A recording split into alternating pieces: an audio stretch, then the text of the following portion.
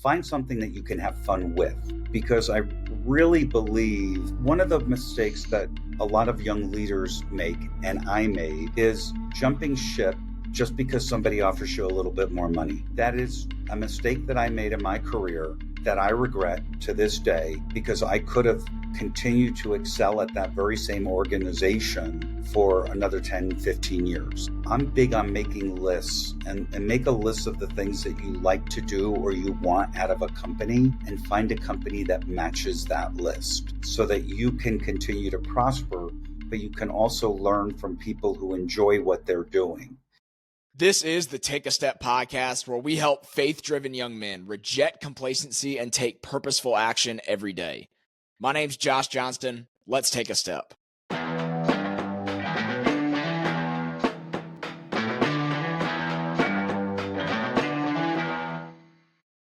Before we jump into the conversation, I want to give a big shout out to Woodcraft South for sponsoring Take a Step.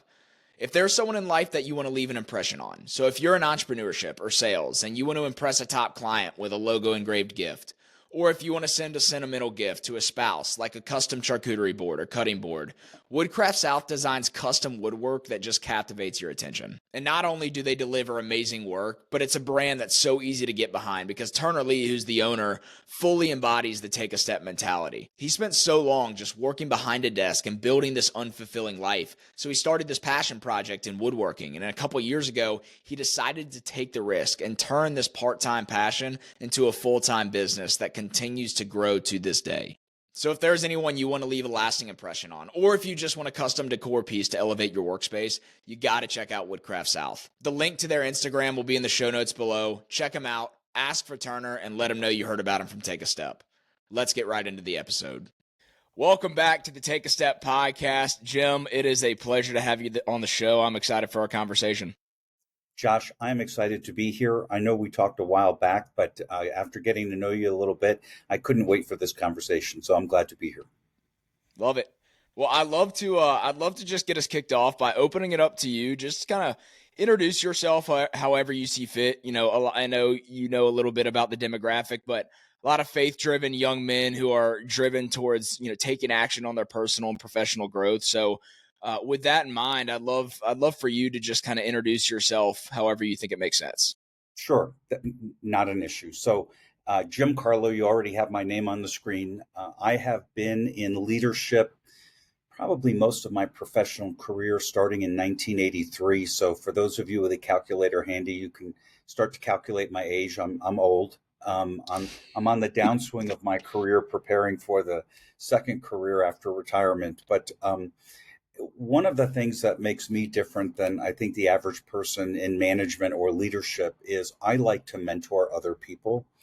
And I've been doing it for over 25 years. And it's something that I get great joy out of, especially when I can help younger people find their way, especially if they get stuck or they're not sure what to do.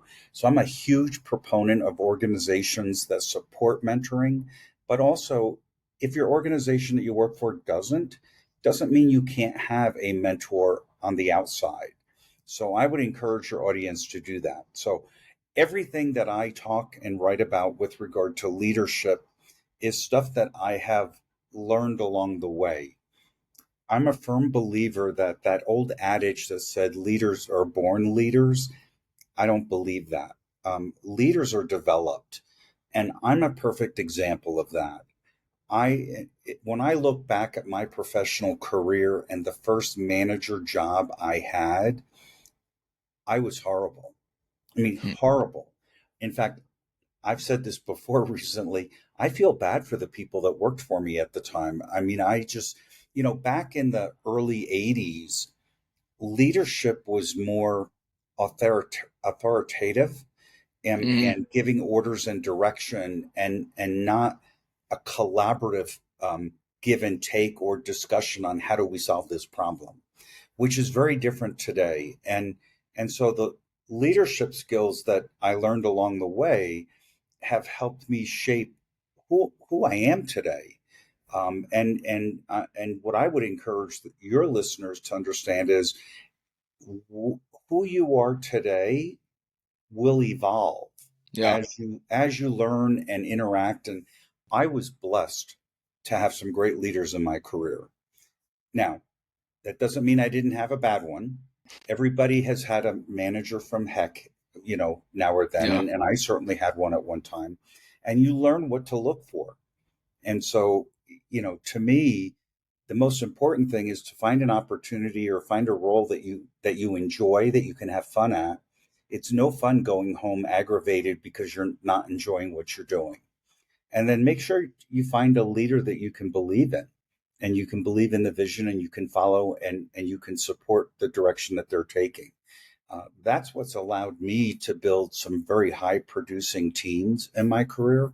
And so I've been very, very lucky. That's very cool.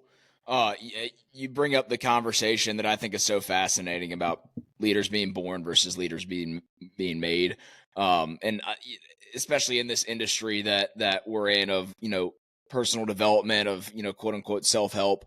I'm a huge advocate that you can develop into whoever you want to be with the right time and the right intentional work.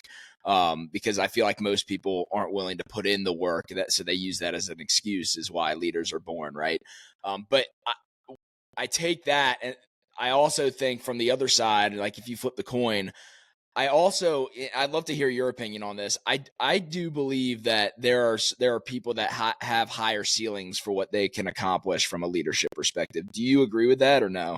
I do agree with that. I think we Okay. all have to decide, where do we want to stop, right? And Mm-hmm. where are we? What's our happy place? Where's our happy medium, where we're satisfied with our career, we're satisfied with the role that we're in, and you can see that taking you through retirement or whatever. Um, I'm a highly competitive person, Mm-hmm. and so I'm always looking for that growth or development or that opportunity to continue to learn and give back. Yeah, that makes a lot of sense. Um, and as we kind of dive into this topic of leadership, I think a lot of people hear leadership, and they're like, so many people can have 1,000 different definitions for how they view leadership. I'd love to hear, like for you, like what is a leader? What defines leadership? So the difference for me between a manager and a leader, to me, a manager is tactical, and a Mm-hmm. manager is dealing with the activities at the activity level. A leader is really a visionary, and their job is to create the vision or the pathway that we want to follow, and then inspire you to want to go on that journey with them. Mm, And it's yeah. that inspiration that I think a lot of times leaders miss, but that's their role. That's our role.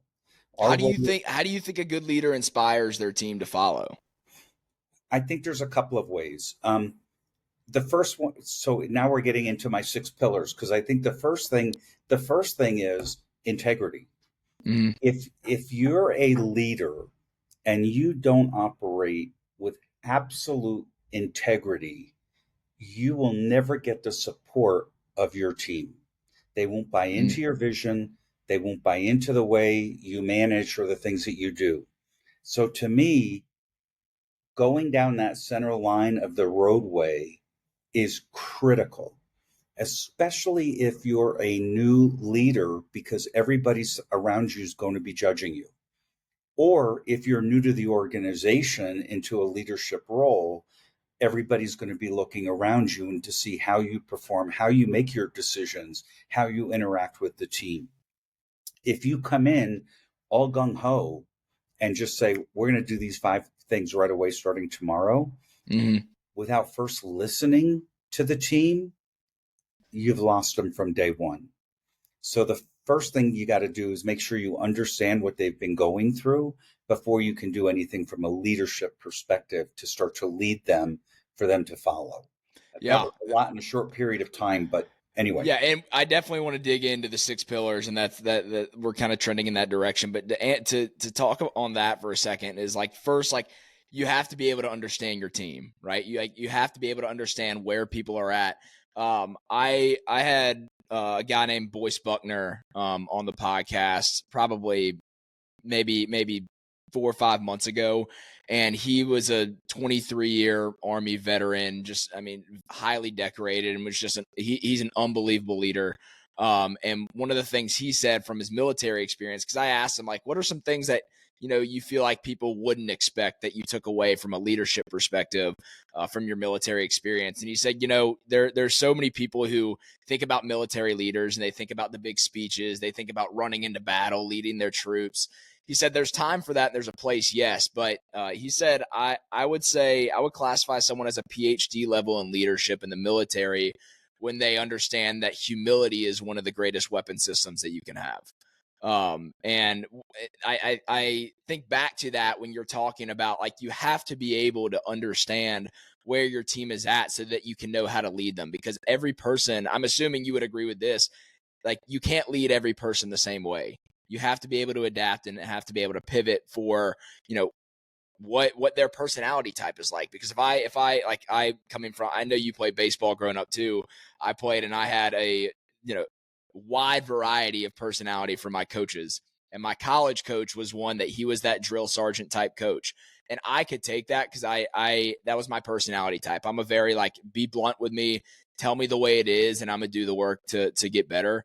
But there's some people that lasted 3 months in the program and they said, I've had enough of this. I'm gonna go play somewhere else. Someone that's not gonna yell at me every day. So from your perspective, like, do you resonate with that on, like, people need to be coached and led in different ways?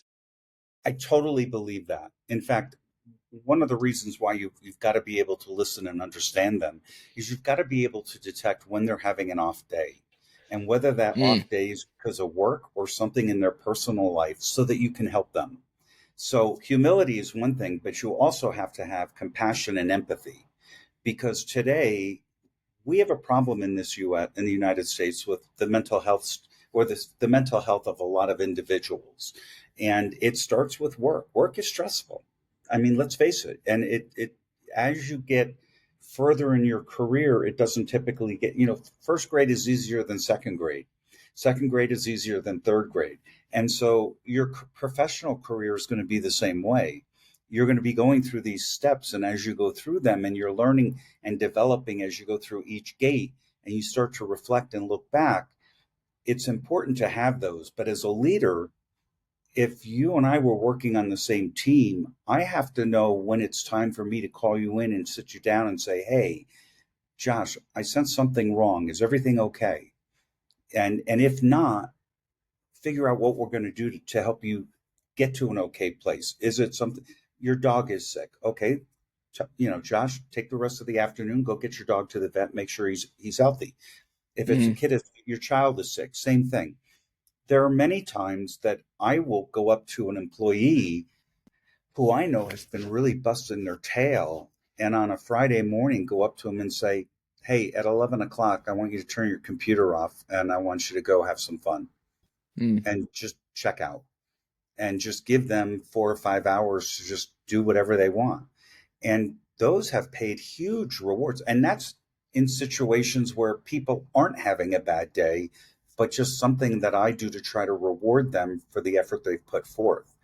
Yeah. But if somebody's having a conflict or having a bad day because of something in their life, as leaders, it's our duty to be responsible for them and to be able to help them, even if it's something that doesn't impact work.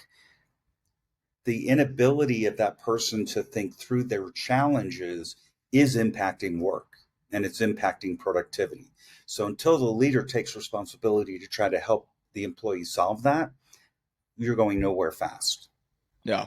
That makes a lot of sense. It's interesting to look at it from the perspective of just, like, sometimes knowing where people are at gives you the ability to know how, hey, maybe let's have that empathy for them and that and where they're at, and saying, hey, take off for a little bit. No, I think that's really cool to understand that. But you have to have the people skills. You have to know, do the intentional work to get to know your employees or the people on your team at that level. So we're kind of diving in. We've dug in a little bit to the 6 pillars, but for those that are listening, when we're referring to these 6 pillars, so you wrote your first, it's your first book, correct? That is correct. First book, the 6 pillars of effective leadership. How long has it been out on the market? It got launched right before Christmas. I think Okay. December 18th was the official launch date. Of 2024, Four. correct? Yep. Yeah.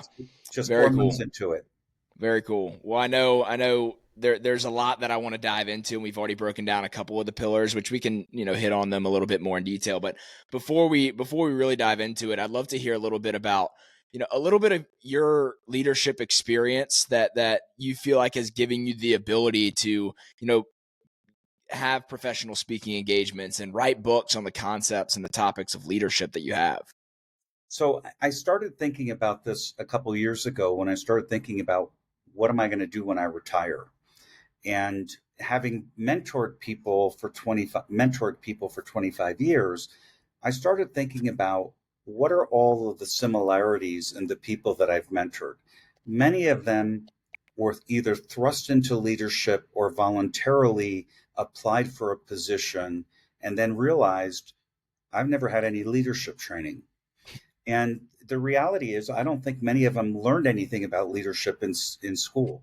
Now, if they were in the scouting organization or sports like you were or like I was, you do expose yourself to leadership. But what I found was a lot of them were missing I'll call them the emotional intelligence piece of being able to understand the human being that was before them. And so I started writing down characteristics of what I thought was important in today's time to be a leader. It doesn't mean that I first thought of it 2 years ago or a year and a half ago, but take integrity. I was exposed in 1983 to my very first pillar. So at the age of 23, I graduated college. I also got elected to be a city councilman in the town I grew up in, town of 13,000 people in New Jersey.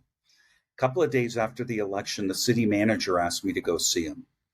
So I went in and I sat down and we started talking, and he said, he said, I brought you here because I want to ask you a favor. And I didn't know where it was going to go. I didn't know if he wanted me to vote a certain way on something or what. He said, you're a smart guy and you're going to be faced with some challenging questions and situations in this political arena that you're in. He said, I want you to do one thing for me. Every night when you go to bed and you put your head on the pillow, right before you close your eyes, I want you to ask yourself this one question. Did I do anything today for my own personal self-benefit that was at the expense of another individual, group of individuals, organization, or corporation? He said, if you can say no, you've had a great day. If you ever say yes, you need to reevaluate what you did and how you're going to fix it. Do you know, to this day, I ask myself that question every night. And to this day, I have never said yes to that question. That's integrity. Yeah, And that's operate. that. Go ahead.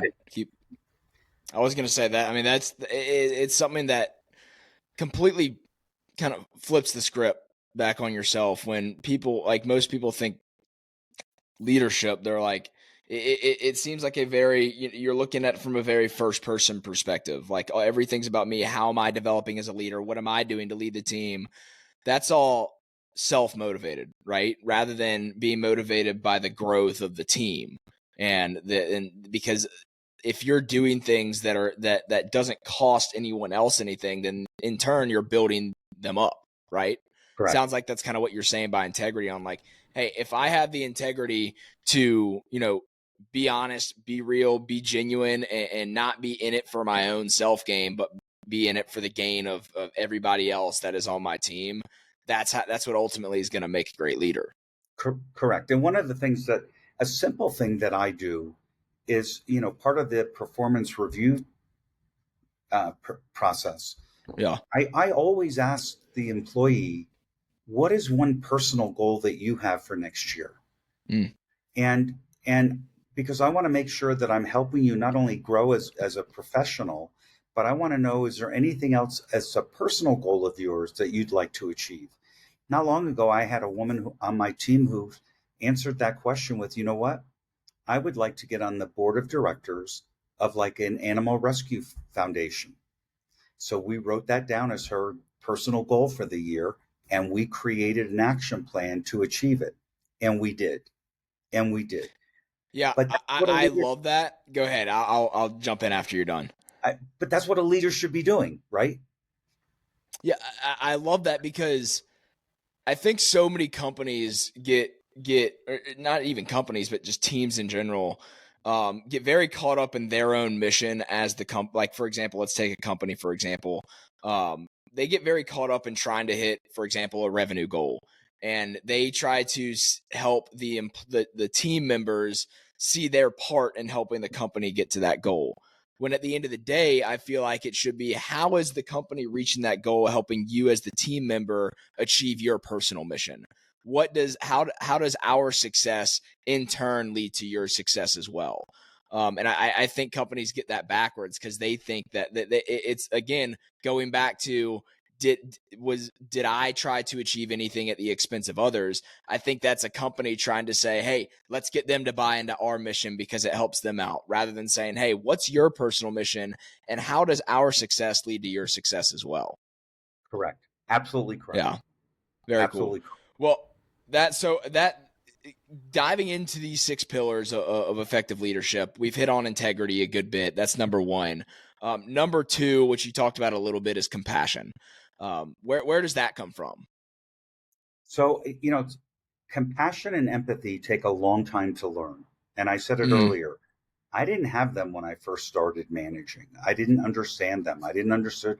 I knew what the words were, but I didn't know what the actions were for those. And so compassion to me is understanding what you are going through and being able to I may not be able to solve the problem for you, but I need to be able to understand the problem and then figure out where to direct you to try to resolve it, whether mm, it's something formal or something informal. But showing compassion. So, for example, I'll just pick some things out of the air.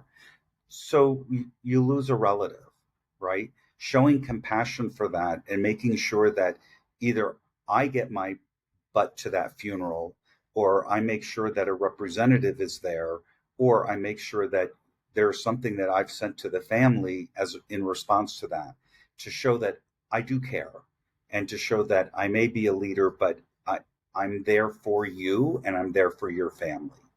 And so I think to me, being able to show compassion is very, very hard for some people. Same thing with empathy. A mm. lot of leaders, I, I know a fair number of leaders, I won't say a lot of leaders, a fair number of leaders who struggle with that and are put themselves in a difficult position because they can't interrelate that way to an employee.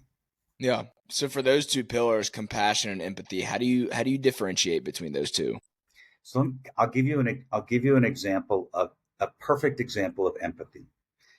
I worked for 8 or 9 years for Ross Perot at Perot Systems. Um, I One of the departments that I had was and this goes back into the early 2000s, and some of your listeners may be too young, but they could ask their parents about this. Back when computers had green screens and they didn't have a mouse, and everything was done with just a keyboard. And we were developing technology for health insurance companies to be able to process claims.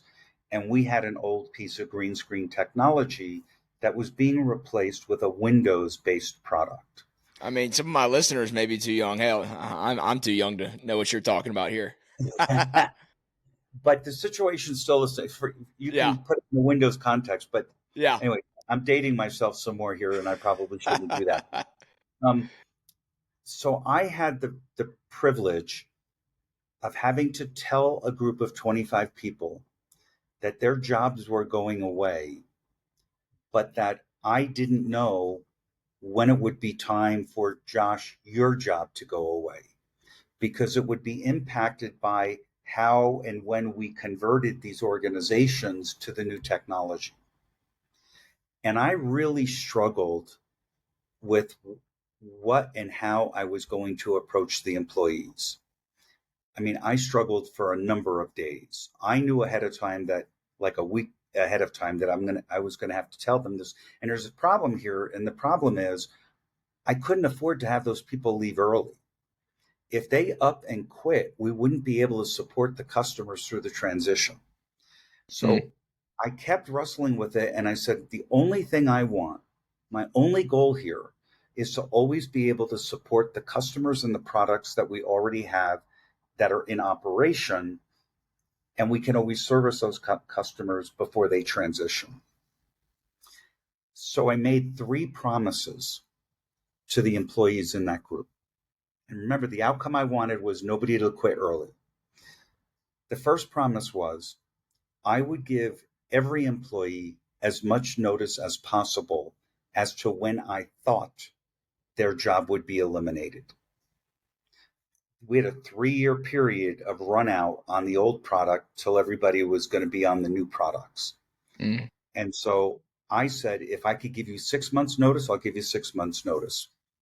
Unlikely that it'll be 2-week notice because these implementations take a long time. They're not like software you can throw in a floppy disk and presto, they're there. They require a lot of configuration. It takes a number of months to do that. But I I figured if my boss told me I had a 2-year window, it would reduce stress for me and my family, knowing I may be out of a job then, but I have a lot of time to find another job. mm, So promise number 1, you'll have as much notice as possible.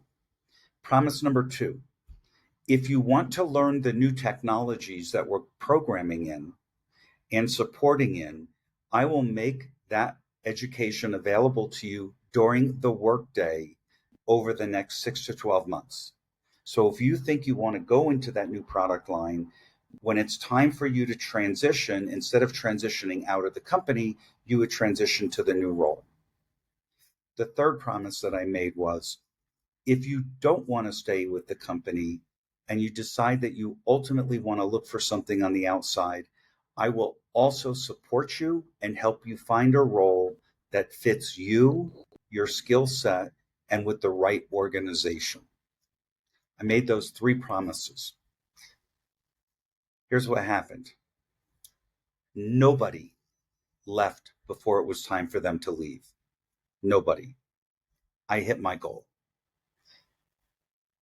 That's showing empathy. But something else happened that I never expected. That group of 20, 25 people had the highest employee satisfaction rating in the entire company of 20,000 employees. wow. Never expected that. HR came to me and said, Jim, we need to talk about the employee ratings, the employee satisfaction ratings about your group in Oakland. And I said, I expect them to be horrible. I said, I just, what, the, people are going to be out of a job. It's going to be horrible. They said, well, actually, it's not. They're the highest ones in the company. And even HR couldn't understand it. But when I thought back, I gave them my personal commitment that they would have plenty of time to find a new job if they wanted it. They would have training if they wanted to stay in the type of role that they had today. And if they didn't want to do any of that, I would also help them on the outside. So when you think about it, I gave them an insurance policy. Yeah.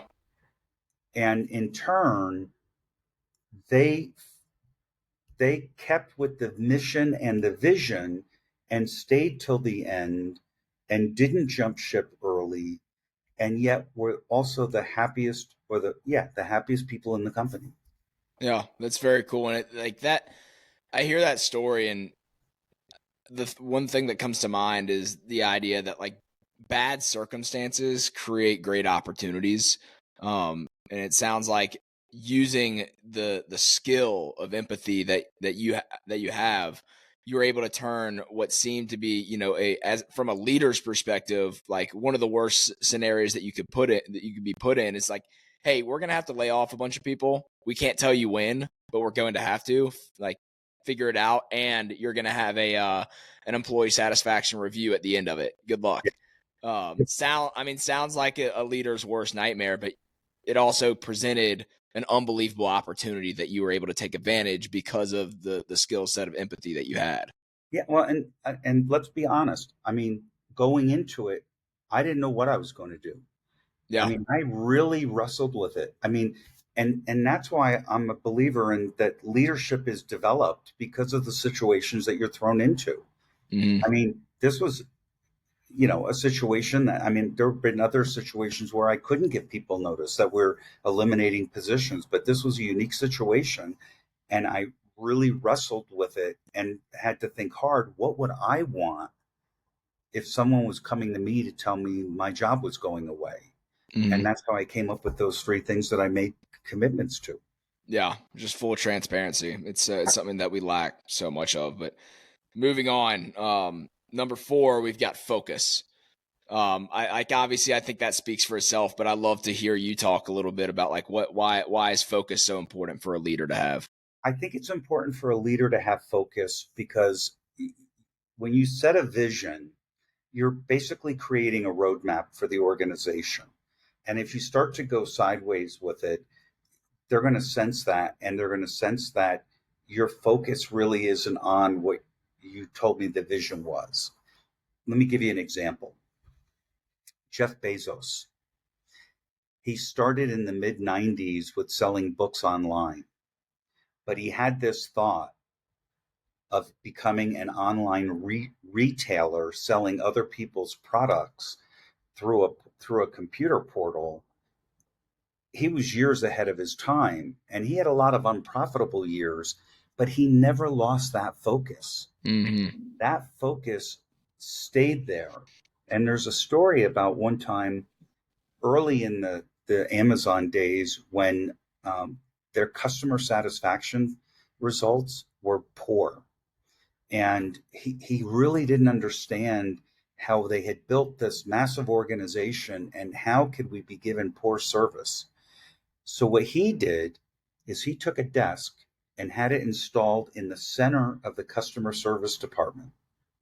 And he sat at that desk every day and interacted with all the people because he got focused on fixing the problem. Mm. And he fixed the problem because poor customer service can kill an organization. And, his organization continues to grow and grow and grow. And Yeah. so there's definitely a leader that people can look to and say, that guy's got unbelievable focus.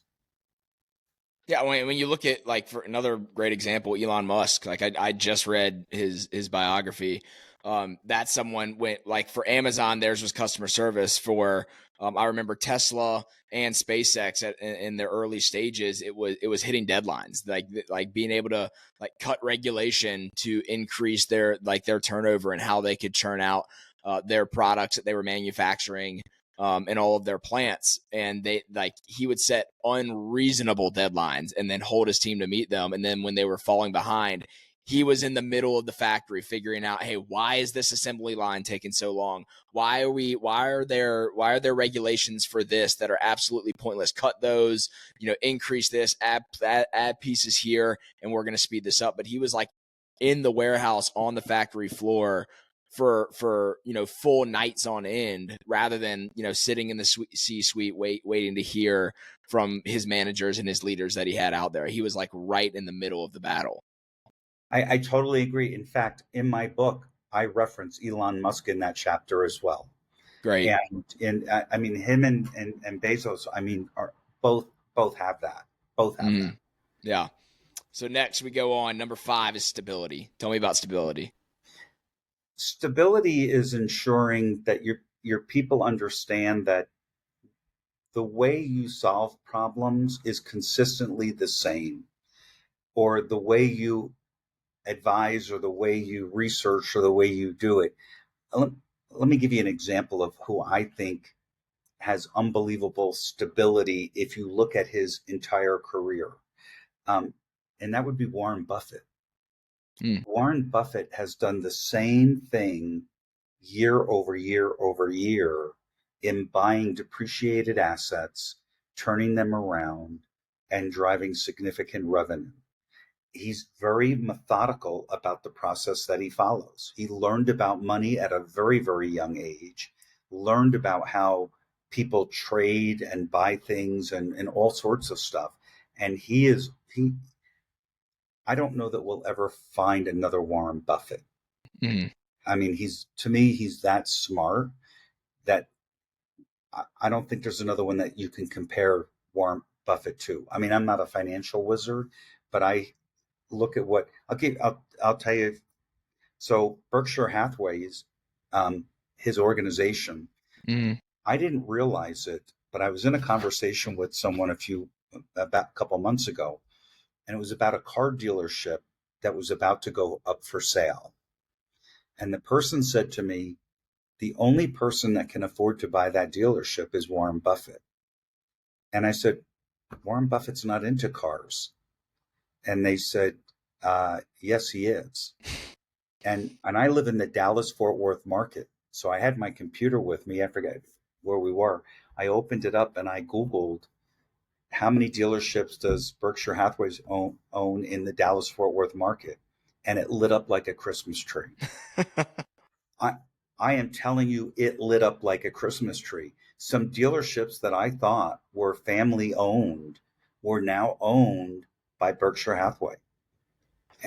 When did he sneak in and start doing this? I mean, how did I miss that?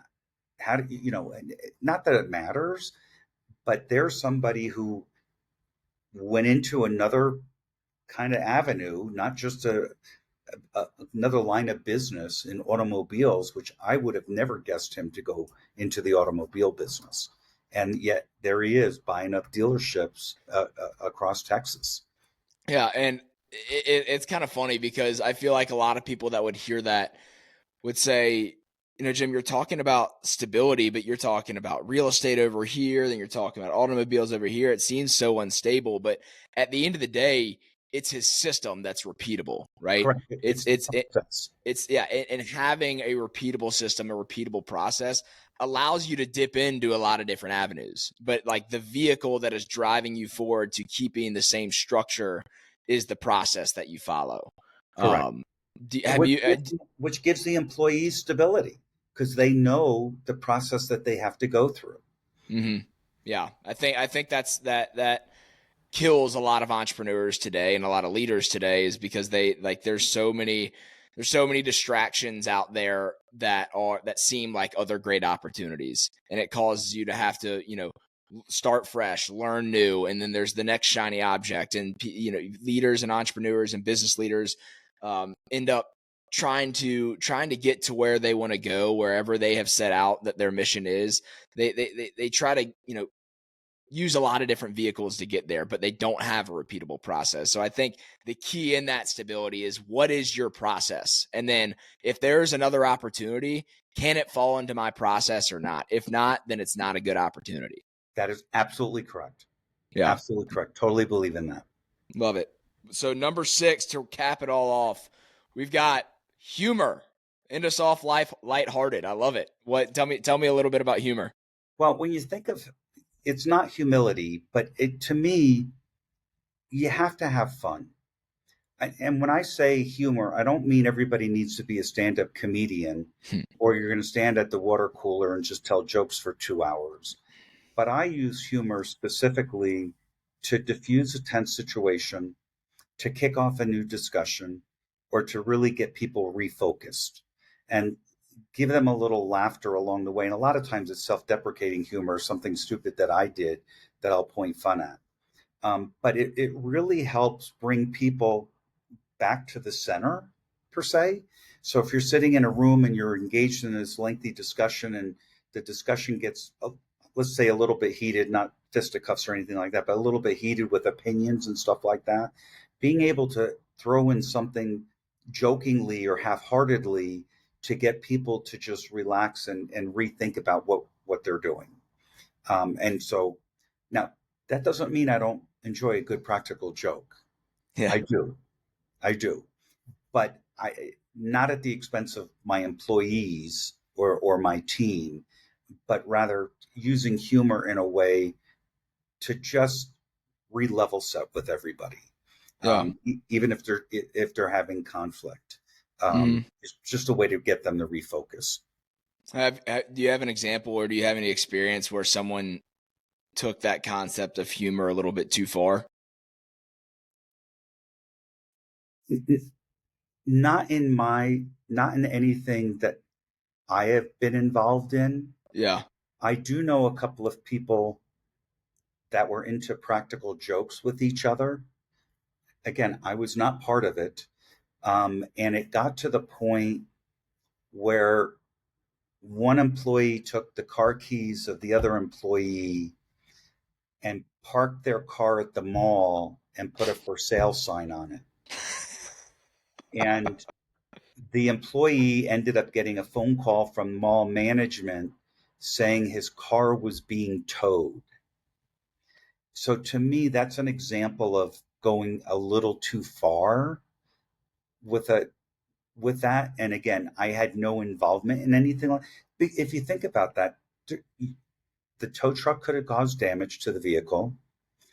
Taking the keys is technically stealing the car, and driving it, you're risking yourself getting into an accident, going over to the local mall and parking it somewhere.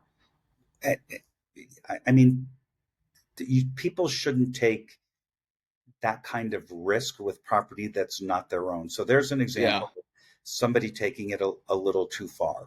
Yeah, Um, definitely. and I, I can imagine there are a lot of different examples that people that are listening can think of. It's like, yeah, it's great to add humor, just to create the culture, to create bonds with people. But at the end of the day, there is definitely a line that needs to be that can't be crossed, because that's where you can take something that's meant for good in humor and use it to be a negative ultimately towards the organization's growth. correct, correct. Now I will tell you, if you're a fellow manager or leader, that opens up. I'll tell you one practical joke that I did. Um, the gentleman who office next to me, we're very good friends to this day. And we worked at the company for about almost a decade. And I had the facilities people install a doorbell above his ceiling that operated on a remote control. And every now and then I would ring the doorbell, and I drove him nuts for about 2 months. That's great. And then he finally climbed up on top of his desk. I think he was about 6'4" in height, a lot taller than me. And he pushed open the ceiling tile and saw it taped up there. He knew right away who did it. He knew right. He just didn't know how I did it. Yeah. That's great. That's hilarious. How'd you come up with the six? So I started looking at the characteristics of everybody that I had mentored, and made a list. And the list was about 15 to 18 items long. Mm, And I thought, that's a little too much to try to cram into a book with ideas, because in my book, each chapter talks about a pillar, gives real world examples of people like we've been talking about that you could also go and read up on that exemplified that pillar. And then also some things that a person could do to implement that particular pillar. mm. And I thought that if I tried to make it too big, people would lose interest in the roadmap. And so what I said was to myself, what are the ones that I think are the most important? Integrity was easy because to me, that's just non negotiable. Yeah. But then the other ones, as I started to play with the rankings of them and thinking through them, they were also the ones that I felt most people were lacking. Now, that doesn't mean that there won't be another book down the road with some additional pillars or ideas in it. I don't know if there is or there isn't. I haven't thought about that yet. But the reality is, I wanted something that new managers or new leaders or even experienced leaders could pick up and implement. And six just looked like the right number. Guys, we'll get back to the episode in just a second, but I've got to tell you all about some really exciting news for the future of Take a Step. I'll explain it like this. It took me so long to realize the value in surrounding yourself with the right people and the impact that can have on the person you want to become. So what we're doing through Take a Step is launching the tribe. The tribe is a community of like-minded, faith-driven young men who want to take action on their personal and professional growth. You'll be placed in a small group of like-minded guys who want to build real relationships and push one another to pursue their full potential. What you're going to get out of this group first is just a strong brotherhood of people who want to see you grow just as much as they want to grow. Think of this group as your own personal board of advisors who want to give advice and also celebrate the wins with you along the way. And because of this positive peer pressure, you'll see accelerated growth because it's not just you. You're surrounded with guys who see the value in not only investing in themselves, but also those around them. If this sounds like a group you know you'd want to be a part of, or at least would want to know about, using the link in the description, you can join the waitlist, and that's not a commitment. All it is saying that you want to be the first to know so that once it launches, you can get your spot secured. At the end of the day, you become who you surround yourself with. So who do you want to become, and how are you putting yourself around people that are going to get you to that point? Well, what would you say to a young aspiring leader? Because like obviously there's a lot that they can take away from your book, but in order to help sharpen that focus, like you talk about in the fourth pillar, but in order to like really get focused, if there's a young leader that or a young aspiring leader that wants to step into that position, that wants to lead teams, what would you say that is something that they should probably be focusing on, or something that they could kind of step into the process of refining over time? I would look around your circle of acquaintances or relationships and find a person or persons who could serve as a mentor for you. Yeah. As a new leader, you're going to be faced with situations that your manager may not be able to help you with, but it's also good to get a third party's opinion about how you're assessing a situation. And Yeah. the best way to do that would be through a mentorship program. I, to this day, 30 plus years in management, I have a mentor because there's still things that come up that I'm like, I'm not sure how to handle that. And I'll have a conversation with one of my mentors. I have more than one, and say, have you ever run into anything like this before? And how would you handle it? Here's what I'm thinking of doing. So my suggestion would definitely be to look around your universe, look around your community or wherever your work location, and find a mentor. And I want to separate out, your manager is not your mentor. He's your Mm, man. He or she is your manager. So your mentor should be somebody that you're not reporting to. They could be in the same organization. They could be a leader in that organization or manager, but somebody that you trust, somebody that you feel that you could confide in. And so I talk a lot about that in the book as well. yeah. There's no reason not to have a mentor for sure.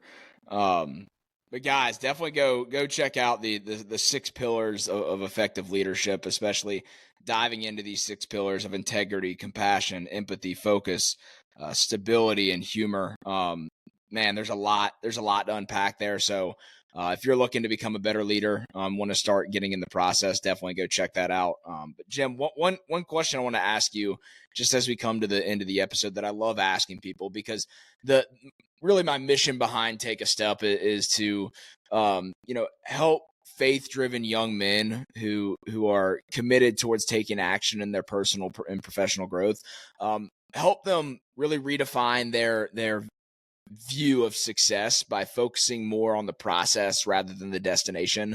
And I think so people see their destination, and whether if it's paralysis by analysis, whether if it's the fear of failure, the fear of judgment of others, so many people struggle to take that first step into starting to generate momentum to get to where they ultimately really want to go. That's true to them and no one else's opinion. A lot of people make decisions based on the opinion of others, but from your perspective, like, how can young men who feel stuck start to take more purposeful action that leads to the fulfilling life that they really want? One of the things that I would tell them, if they're looking at the role that they have today, and if they're not enjoying it or having fun at it, find something that you can have fun with. Because I really believe one of the mistakes that a lot of young leaders make, and I made, um, and I regret it, but I've been successful, is jumping ship just because somebody offers you a little bit more money. That is a mistake that I made in my career that I regret to this day. because I could have continued to excel at that very same organization for another 10, 15 years. So I would counsel anybody who's listening that before you just decide you're going for another job, I'm big on making lists, and make a list of the things that you like to do or you want out of a company, and find a company that matches that list so that you can continue to prosper, but you can also learn from people who enjoy what they're doing. Worst thing to have is to have a boss who doesn't enjoy what they're doing, because that's going to reflect on you. Mm, So that's the one thing that I would probably lead them. Don't just chase the money. Make sure the opportunity is one that you can enjoy and that you can see yourself doing for a period of 5 or 8 years or something like that. yeah. Very good. Awesome. Well, Jim, this has been a great conversation. I've really enjoyed getting to know more about you and your experience and just your perspective on leadership. For those that want to follow along with more of what you're doing, both where can they grab the book, and then where can they follow along with the content that you're putting out? So I'm going to do that, but I'm going to throw you a curveball first. I hope you don't mind. Please. For the first 3 people that post a comment to your podcast page on what they got out of today's podcast, I will send a free copy autographed of the book. So Love they that.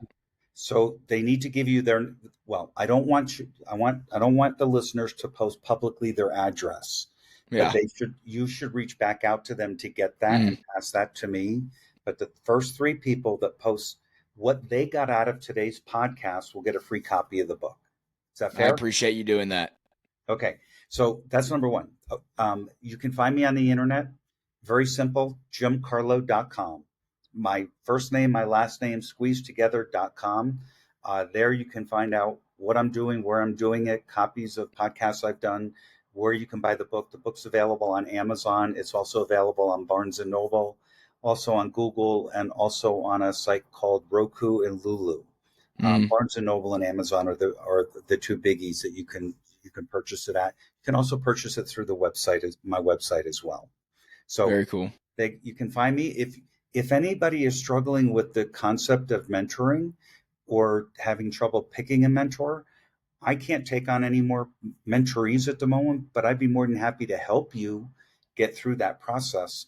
No charge. Just reach out to me via my website if you're really struggling with that and it's something that you really want to do. So I would offer that to your listeners as well. Very, very awesome. Well, I appreciate you doing that. Guys, leave a comment. Get yourself a free copy. Being one of those first 3 to leave a comment. But Jim, again, thank you for taking the time today. I know you're traveling, so I appreciate you taking some time to give us a little bit of your insight and perspective on leadership. It's been a pleasure. It's been fun. Let's do it again sometime. Yeah, definitely. Well, guys, thanks for listening to another episode of the Take a Step podcast.